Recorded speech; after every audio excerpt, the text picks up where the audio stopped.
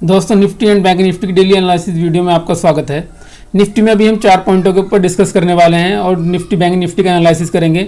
सबसे पहले 4 पॉइंट पर डिस्कस करेंगे। तो सपोर्ट रेजिस्टेंस सबसे पहले देखेंगे, सेकंड नंबर पर प्राइस एक्शन देखेंगे, थर्ड नंबर पर demand zone and supplier zone देखेंगे कि इंस्टीट्यूशन ने, बिग प्लेयर ने कहाँ पर डिमांड जोन और कहाँ पर सप्लायर जोन बनाए हुए हैं। उसके बाद देखेंगे कि कल मार्केट गैप अप ओपन हो सकता है, गैप डाउन ओपन हो सकता है। ये मार्केट के लिए मोस्ट इंपॉर्टेंट पॉइंट होते हैं जिसके बिना मार्केट मूव नहीं कर सकता है। जैसा आप देख सकते हैं, निफ्टी आज 25,010 पर बंद हुआ है, जो 187.45 अपसाइड क्लोज दिया है।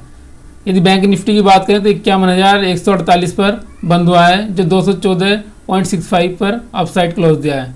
तो दोनों ही अपसाइड क्लोज हुए हैं, निफ्टी भी बैंक निफ्टी भी। अब यदि कल ट्यूसडे के लिए देखते हैं कि कल के लिए सपोर्ट रेजिस्टेंस लेवल क्या निकल कर आ रहे हैं, तो यदि निफ्टी के सपोर्ट 1 की बात करें 24,930 पर सपोर्ट 1 है। यदि सेकंड सपोर्ट की बात करें 24,850 पर सेकंड सपोर्ट है। यदि कल के दिन सेकंड सपोर्ट को बाई चांस मार्केट ब्रेक करता है तो थर्ड सपोर्ट 24,775 पर थर्ड सपोर्ट है। यदि मार्केट अपसाइड कल के दिन मूव करता है तो फर्स्ट रेजिस्टेंस जो है 25,090 पर फर्स्ट रेजिस्टेंस है। इसको यदि ब्रेक करता है तो सेकंड रेजिस्टेंस 25,170 पर सेकंड रेजिस्टेंस है। बाय द वे इसको भी ब्रेक करता है तो 25,247 पर थर्ड रेजिस्टेंस है। यदि प्राइस एक्शन की बात करें तो फ्राइडे का ये क्लोजिंग प्राइस था, ये आज की ओपनिंग थी।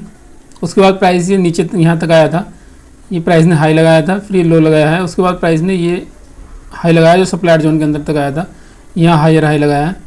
उसके बाद यहाँ सेलर एक्टिव हुए, प्राइस को यहाँ लाए हैं तो ये हायर लो लगाया है। फिर ये प्राइस अपसाइड मूव किया है बायर ने, तो ये लोअर हाई लगाया है यहाँ प्राइस ने।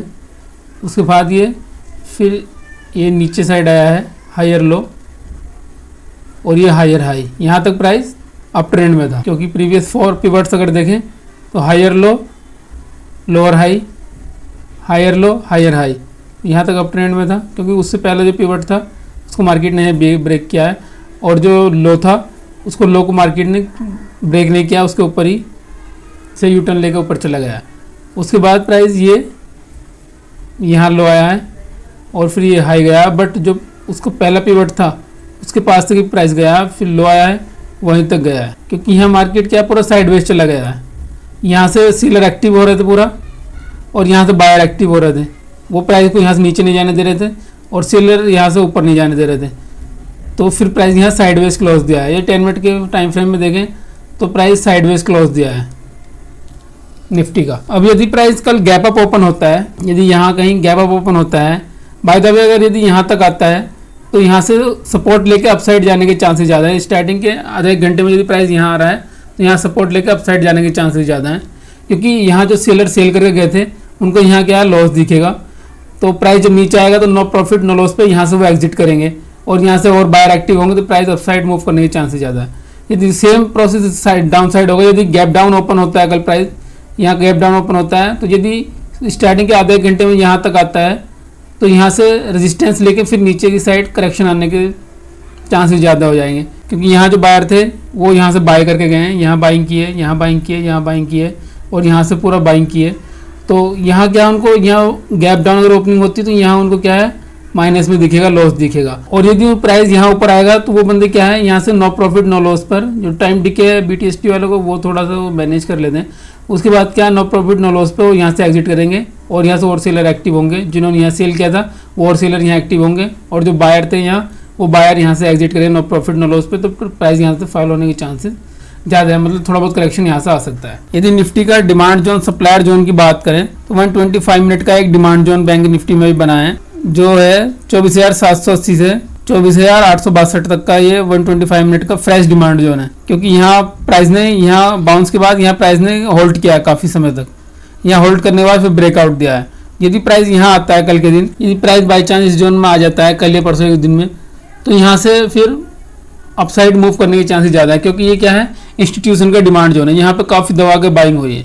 उसके बाद ये देखो ओपनिंग, ये यहाँ गैप अप ओपन, उसके बाद प्राइस ये यहाँ तक गया, यहाँ क्लोज दिया है। तो ये ऐसी इस टाइप के जोन होते हैं, वो बिग प्लेयर के इंस्टीट्यूशन के डिमांड जोन होते हैं जो मार्केट को मूवमेंट कराते हैं। और यदि सप्लायर जोन की बात करें तो एक ये सप्लायर जोन बना है, 125 मिनट का सप्लायर जोन है जो 24,987 से 25,000 तक है। तो यहाँ तक एक सप्लायर जोन बना है जो 125 मिनट का सप्लायर जोन है। और यहाँ से प्राइस अभी क्या प्राइस सप्लायर जोन के अंदर ही होल्ड कर रहा है। एक पॉइंट को और ध्यान रखना है, बाई चांस कल गैप अप ओपन होता है या फ्लैट ओपन होता है, यहाँ कहीं भी ओपन होता है, यदि 1-2 घंटा यहाँ समय बिता रहा है, यदि फर्स्ट हाफ में 1 बजे तक 12:30 बजे तक यदि प्राइस यहीं कहीं होल्ड कर रहा है, यहाँ होल्ड करके यहाँ तक आ रहा है, तो वो यहाँ से फिर क्या है, ये जो रेजिस्टेंस लेवल है, ये जो हाई था, इसको फिर प्राइस के ब्रेक करके सेकंड हाफ में अपसाइड जाने के चांसेस ज़्यादा है। क्योंकि यदि फर्स्ट हाफ यहाँ अगर टाइम बिता रहा है यही सप्लायर जोन के अंदर, तो फिर इसको ब्रेक करने के चांसेस ज़्यादा हैं, फिर सेकंड हाफ में अपसाइड मूव करके ब्रेक कर सकता है। यदि बैंक निफ्टी की बात करें तो कल थर्सडे के लिए क्या सपोर्ट और रेजिस्टेंस लेवल निकल कर आ रहे हैं,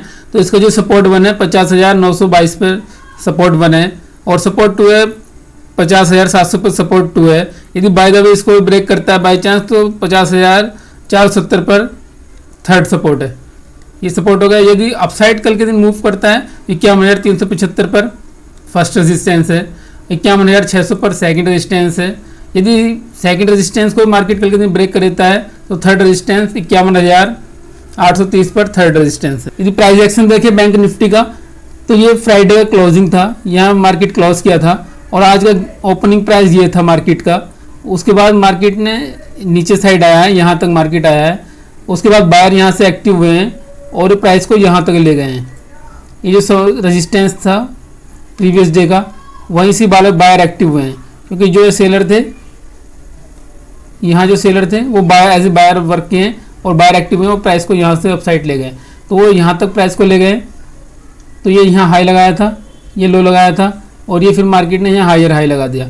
उसके बाद सेलर एक्टिव हुए, सेलर प्राइस को यहाँ ले आए, तो ये हायर लो है, क्योंकि जो प्रीवियस लो था उसको मार्केट ने ब्रेक नहीं किया, तो हायर लो है। उसके बाद थोड़ा अपसाइड प्राइस गया है, यहाँ लोअर हाई लगाया मार्केट ने, फिर सेलर एक्टिव हुए हैं, थोड़ा नीचे लाए, हायर लो लगाया है, क्योंकि जो प्रीवियस लो था उसको मार्केट ने ब्रेक नहीं किया है, तो हायर लो है। उसके बाद फिर यहाँ से बायर एक्टिव हुए, प्राइस को यहाँ ले गए, तो ये हायर हाई मार्केट ने यहाँ लगाया। उसके बाद ये यहाँ तक आया प्राइस, तो ये लोअर लो लगाया, क्योंकि प्रीवियस जो लो था ये पिवट का, उसको मार्केट ने ब्रेक किया यहाँ तक। उसके बाद हायर लो लगाया है यहाँ, और फिर मार्केट ने लोअर लो लगा दिया है। तो ये हायर लो और lower low equal to down trend. यदि 10 मिनट के टाइम फ्रेम में देखें तो बैंक निफ्टी अभी डाउन ट्रेंड में वर्क कर रहा है 10 मिनट के टाइम फ्रेम में। यदि देखें तो यहाँ प्यारा से एक ट्रेंड लाइन भी बना है, ये फर्स्ट पिवट को कनेक्ट किया है, सेकंड पिवट से रेजिस्टेंस लिया है, थर्ड रेजिस्टेंस से यदि रेजिस्टेंस लेता है थर्ड टाइम, ये one time resistance, second time, third time, ये एक ट्रेंड लाइन से थर्ड टाइम रेजिस्टेंस लिया, तो ये वैलिड ट्रेंड लाइन हो गई। अब यदि कल के दिन मार्केट यहाँ होल्ड करके धीरे धीरे नीचे जाए या कहीं से भी होल्ड करके यदि यहाँ आ रहा है और यहाँ 3-4 यदि कैंडल बना रहा है बिग वॉल्यूम के साथ, यहाँ देखेंगे जो प्रीवियस कैंडल थी यहाँ की, उनसे बड़ी कैंडल यहाँ वॉल्यूम की बननी चाहिए।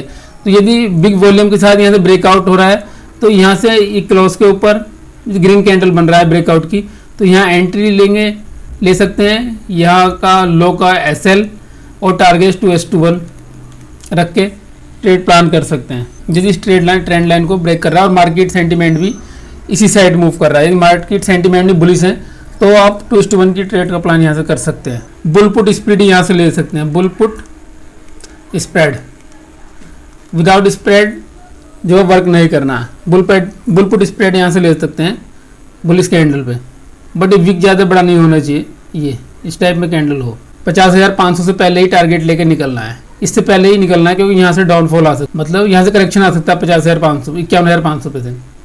यदि यहाँ से ट्रेड प्लान कर रहे हैं तो ये देखना है कि 51,500 से पहले 2:1 का टारगेट मिल जाना चाहिए, क्योंकि एक साइकोलॉजिकल नंबर होता है, यहाँ से मार्केट में करेक्शन भी आ सकता है। तो प्यारा से ट्रेंड लाइन भी था बैंक निफ्टी में आज।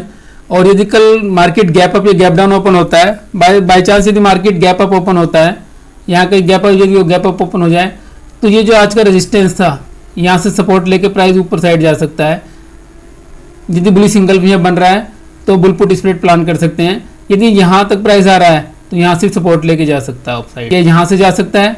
यदि नीचे साइड आया तो यहाँ से जा सकता है अप साइड, तो इन दो जगह से कल सपोर्ट ले सकता है प्राइस यदि गैप अप ओपन होता है। तो यदि गैप डाउन ओपन होता है तो यहाँ से रेजिस्टेंस लेके करेक्शन आ सकता है। यदि गैप डाउन यहाँ कहीं ओपन होता है और यदि प्राइस यहाँ आ रहा है स्टार्टिंग के आधे 1 घंटे में, तो यहाँ से रेजिस्टेंस लेके थोड़ा बहुत करेक्शन मार्केट में आ सकता है। यदि मार्केट सेंटीमेंट बुलिश है तो शॉर्ट ट्रेड प्लान ना करें यहाँ से, यदि प्राइस गैप डाउन के बाद यहाँ से आ रहा है रेजिस्टेंस लेके तो शॉर्ट ट्रेड प्लान ना करें, क्योंकि यहाँ हायर टाइम फ्रेम का एक डिमांड जोन भी है।